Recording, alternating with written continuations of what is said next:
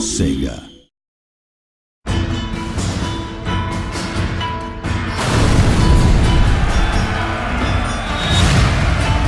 Set during the 19th century, The Fall of the Samurai offers a largely different gaming experience to the original Total War Shogun 2. It's full of explosives, pyrotechnics, it's got lots of fun new units like torpedo ships and Gatling guns. Ships explode left and right, get armor-penetrating shells. We have this huge clash between the modern and the traditional. Effectively, this is a war for the soul of Japan in the modern world.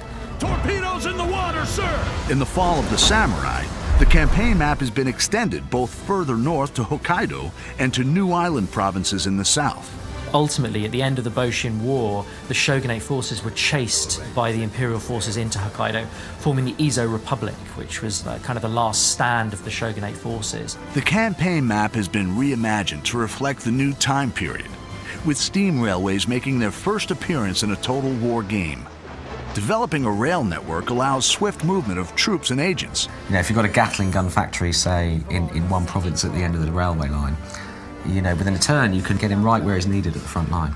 But be wary of enemies sabotaging or blockading your stations. My favourite agent, really, I think, is the foreign veteran agent. So that's kind of an American or British or French foreign veteran that you bring in to improve the recruitment of your troops, kind of drill your troops, train them more effectively.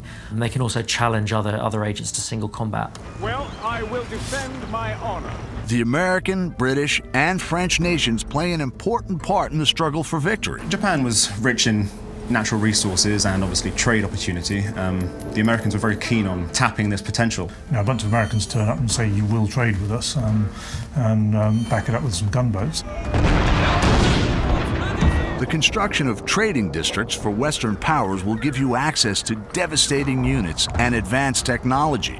The Industrial Revolution and the Enlightenment that took many, many decades in the West gets condensed into 2 or 3 or 4 short decades in Japan. You know, in about 30 years, it's one of the most advanced industrial nations in the world.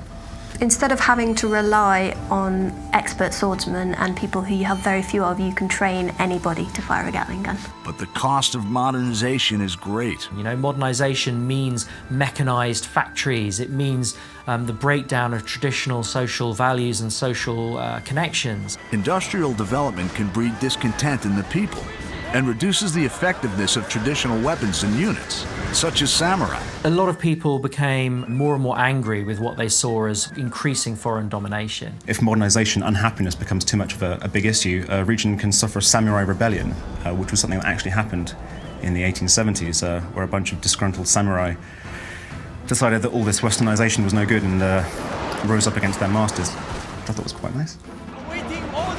The dynamic clash between the old traditions and the new industrial world is at the heart of The Fall of the Samurai. Like all Total War games, there's no wrong path to victory. Make your own choices, build your legacy, triumph, and dominate Japan.